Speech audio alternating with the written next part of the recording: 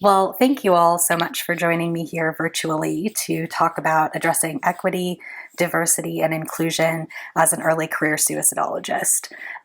Before we begin, I'd like to acknowledge that although our meeting is virtual today, I'm presenting from Lubbock, Texas, which is located on the traditional ancestral and unceded territories of the Comanche and Jumanos people.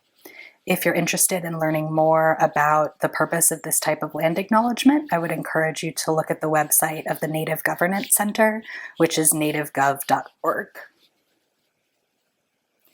So as I was beginning to think about the material for this talk, this tweet showed up in my feed, and I thought that the quote from Dr. Robert Sellers was a great way to think about diversity, equity, and inclusion. The quote reads, "Diversity is ensuring everyone is invited to the party, equity is making sure everyone can dance, and inclusion is asking everyone to contribute to the playlist." I got curious about this quote because I felt like I had seen it elsewhere before, so I did some digging and found the actual origin of this metaphor. This is Verna Myers, a Harvard-trained lawyer who now runs her own company devoted to inclusion strategy and industry. As you can see in the bottom right of this text in bold, she's actually copyrighted the motto or the saying, "Diversity is being invited to the party, inclusion is being asked to dance." And yet her contribution was lost along the way from her work to the tweet that showed up in my feed a few months ago. This just highlights for me how often women's voices, especially women of color, are omitted from our conversations in suicidology broadly, but especially about diversity, equity, and inclusion. So I feel very fortunate to have grown up in a family and an environment that taught me important lessons about valuing equity, diversity, and inclusion. Here's an old picture of my parents and I from my high school graduation. Although I can think of many ways that my family background contributed to my views on these issues, perhaps the clearest influence on my thinking was my father, pictured on the left there. My dad was disabled throughout my life. Early on, his back injuries and repeated surgeries made it hard for him to play with us the way that other dads would. But he managed to figure out some workarounds. This is a very old picture of him showing me how to use a computer way back in the 80s. As he got older, his disability worsened, and he also became visually impaired, having 2 cornea transplants until he could no longer get around on his own or drive. And these types of impairments and difficulties impacted our relationship in important ways. For instance, as I showed earlier, I have photos of my dad from my high school graduation, but in this photo of my college graduation, it looks a little different. He's not there. It turned out that on the day of my graduation, all the disabled parking spaces on campus had been occupied, and so there was no place close enough to the graduation ceremony for him to park and to be able to attend, which meant he wasn't able to see me earn my bachelor's, and unfortunately he died before I received my PhD. Navigating the world with a disabled dad meant being constantly aware of the physical accessibility or inaccessibility of everyday spaces.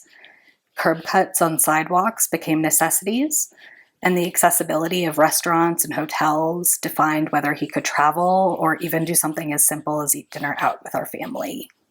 In fact, many of the places that I've lived as an adult were entirely inaccessible to my dad. So what does this have to do with suicidology? I shared a bit of my background to explain just some of the influences that have shaped my views today. And for the rest of my time, I hope to talk a bit about the ways that I consider diversity, equity, and inclusion in my work, and to give you some recommendations about ways you can consider these factors in your own research and practice. I recognize that there are many areas in which I am not an expert, and that there's simply no way in a single talk to talk through all the complex intersectional experiences that marginalized communities have within suicidology and more broadly in modern society. I feel so blessed that AAS's conference this year is having so many fantastic talks on these issues, and I encourage you to learn more through the other talks that we've heard yesterday and today and that will be available virtually after. My hope for this talk is just that the material will give you some things to consider, learn more about, and potentially implement in your own work. So we'll talk first about diversity. Going back to that metaphor from earlier, diversity is ensuring everyone is invited to the party. In my mind, diversity is a question of who. The most common way we talk about diversity is in our workforce. How diverse is that graduate program? How diverse is the staff at that organization? This is also something we think about in terms of recruiting participants for research studies. How diverse is your sample? Diversity is necessary, but assuredly not sufficient for equity. Often we think about diversity as the outcome. For instance, what percentage of students in that program identify as racial or ethnic minorities? What proportion of the faculty are female? But I strongly recommend that you spend more time thinking about the process of diversity, and that's where equity and inclusion come into play. Returning to our earlier metaphor, if diversity is having everyone at the party, equity is making sure everyone can dance. Sometimes people confuse equity and equality and feel that equity is achieved by giving everyone the exact same resources. But true equity is about meeting people where they are with their own unique strengths and needs and ensuring that they have what they need to succeed. Equity, in my view, represents a question of what. Once we have a diverse group of people, what concrete steps can we take to ensure that those people can participate fully in our field? Our current situation, coping with the coronavirus pandemic, offers a specific example of this. So this is a headline from an article on Inside Higher Ed discussing journal article submission rates since the coronavirus pandemic reached the United States. Overall, submissions are up markedly, but almost none of this increase in apparent productivity is coming from female academics. Why might that be? This is likely due, at least in part, to the additional burden that women in academia and more broadly take with respect to childcare. And childcare demands have increased dramatically since schools and daycares around the country have been shut down. This is a fantastic example of why true equity requires not only having women in the field, but policies and programs that support women and other people from marginalized groups with the unique and specific challenges that they might face.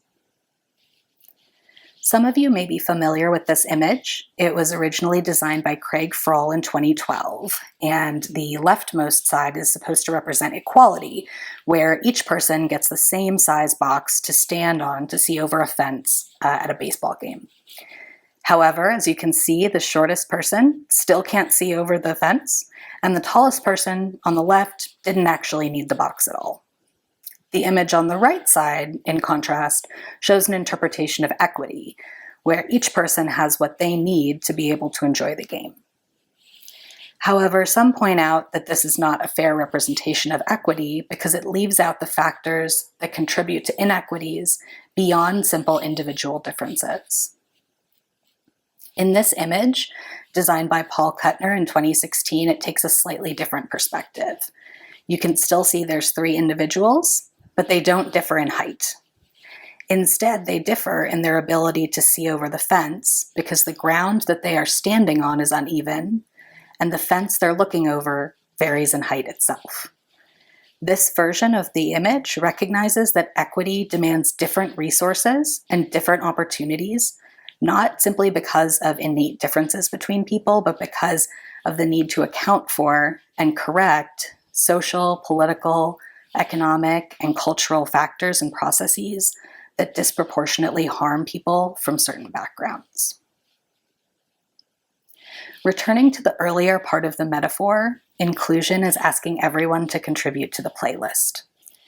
That's different than ensuring that everyone can have the ability to dance. It's actively seeking out contributions, feedback, and connections with people who may be different from us. It's about the steps you take before the party even starts to make sure that everyone feels welcome and included. In my view, this makes inclusion a question of how. How do we go about getting diverse stakeholders engaged with our work? How do we get our work out there to people who need and want it, even if we don't know them directly? More broadly, how do we make suicidology a leader in inclusive practice? I'd like to talk about several domains where I think that inclusion is essential and identify some key questions for your consideration as you work to factor these issues into your own practice. First, let's talk research design. I love research. And often, as an early career researcher, your ability to make major decisions in research design may be limited, either because you lack the authority to do so or because you lack the concrete practical supports that you need to make them a reality. Often, that practical support is money. Here are some questions that I still think are important to consider as you're designing your own research, whether it's a dissertation or an early faculty study. First, where do you get your research ideas? Do they come from the top down or bottom up? Who's deciding what ideas are important or worthy of study? How are you going to measure or assess the things that you care about? How do you decide which measures or methods to use? Is it based on what's familiar or what's most scientifically sound? And have the measures you plan to use or the methods that you plan to use been tested or even used before with the people that you hope to understand better? Next, think about who is actually going to be doing the research, from conceptualization, design, data collection, analysis, and publication. Who's going to get credit for that work? How can you make sure that everyone involved is treated respectfully and as a meaningful member of the team? How will that work be compensated, whether financially or otherwise? Finally, in terms of all of the above questions, consider who is getting to make these decisions. How transparent is that process? How are you ensuring that these decisions are made in an equitable manner? You'll notice that I didn't talk about participant recruitment on this slide because I think it actually deserves its own separate slide. Researchers are often asked to think about and talk about the diversity of their samples, and often this gets narrowed down to a brief paragraph or even a single table in research output. Rather than focusing on that outcome, you'll find it easier to think about designing an inclusive recruitment strategy. For instance, where are you recruiting your participants from? Is it a convenient sample, like a psychology subject pool? Sometimes that might be the only feasible option, but consider who is able to see your recruitment materials and who therefore has the opportunity to participate in your research and who does not. Think too about the methods that you use to recruit participants. For instance, much recruitment and advertising is now done online, but that ignores the reality that many people do not have computer access at home and do not necessarily have access to those online recruitment databases. Think about how clear and concrete and essentially transparent your advertising materials are. Is it intelligible to someone who's not pursuing a PhD or pursuing any kind of advanced degree? Think especially about the marginalized communities that have been harmed under the guise of supposed scientific research, and consider what you can do to demonstrate your commitment to ethical and inclusive research practice. In most research contexts, participants are in a situation where they experience far less power and control than the researchers, and often we don't take this power imbalance into account. One of the major factors to consider in participant recruitment is compensation. I think we can think for a moment ourselves about what we might be willing to do for other people for free, and there might not be a lot that you'd be willing to do. Think too about the costs that participants might face to actually be able to enroll in your study. For instance, paying for childcare, costs related to transportation or lost wages for individuals who don't have flexible work schedules, and design your research incentives appropriately. Now, I know as an early career researcher, you may not have lots of extra money lying around, but there's a tremendous number of small grants available for early career scholars to fund this type of work. Finally, consider thoughtfully the inclusion and exclusion criteria you use when you design your studies. It's bad science and it's bad ethical practice to exclude someone from your research because their participation would be inconvenient or would require extra effort from you. Think, for instance, about non-native English speakers. Is there a scientific reason why you wouldn't want those individuals to be a part of your study? Or is it simply because translation of measures would be onerous? What about someone who needs to use a screen reader or who can't physically access your laboratory space? After you've designed and run your research study, the next step is often writing up the results and disseminating your findings. And it's also important to consider how to factor inclusive practices in your dissemination. I know I'm not the only academic who finds themselves citing the same authors over and over, but you should interrogate that question in terms of who you're citing and who you're referencing. How do you learn about new work in your field? Is it only in the top quote-unquote journals, or are you reading more broadly? Do you give the same weight to research conducted outside of the United States as you would to American research? When you see an interesting article title, do you default to looking at the author list or at the abstract? More so than just the literature that's reviewed, consider how you write and present your work. We know that language matters. In my view, don't write something that you would feel embarrassed or ashamed to have read by someone who's experienced the thing you're writing about. More broadly, interrogate that desire. Our research results and our clinical interpretations should never be something that we can't or won't share with the people who are most impacted by our work. Once your work is available for review, whether it's an article or a presentation, consider how you're going to make sure that your work has a broader impact. Sometimes dissemination can feel like self-promotion, which can be a challenge for early career researchers. But ultimately, you're doing this work for a reason. Why would we do it if we're not going to make every effort to get that work to the people who need it or who are interested in learning more about it? This could be as simple as sharing on social media or applying for funding to pay to make an article open access. More broadly, fight for changes in our research infrastructure to break down barriers to dissemination. For instance, the norm that scientific research articles are put behind a paywall. Actively reach out to community organizations that might be interested in your work and put in the effort to make sure that your scholarship and your expertise is serving the benefit of your community and the communities around you. Finally, for those who may be seeking positions in academia, consider how your mentorship and teaching can be inclusive. For instance, who you're mentoring. Make active plans to recruit diverse people to join your research team.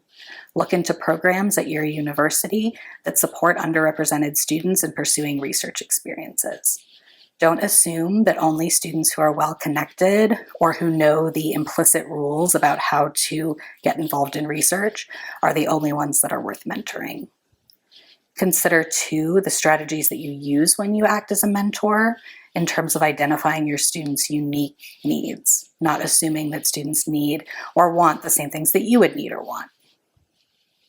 In a classroom setting, consider the material that you choose to teach. Who are you citing? Who are you assigning, and why?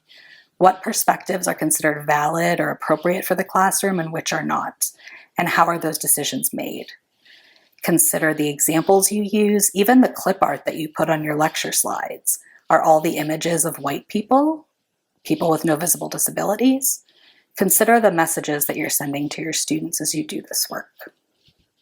There are a lot of questions to think about, and it's unlikely that any of us can account for the myriad diversity aspects of the human condition in every single action we take in this field.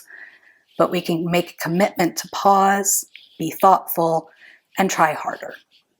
I'd like to end with a quote from Toni Morrison about power. The quote reads, "I tell my students, when you get these jobs that you have been so brilliantly trained for, just remember that your real job is that if you are free, you need to free somebody else. If you have some power, then your job is to empower somebody else. This is not just a grab bag candy game." Often those of us early in our careers think about the ways that we don't have power or authority or resources. And it's true that we may not be at the top of the hierarchy, but we do have power afforded to us on the basis of our status as graduate students, postdoctoral scholars, as faculty, as people with voices that are so critical to our field and to suicide prevention as a whole. So I urge you to think carefully about how you use that power and the ways in which we can all empower others. Thank you.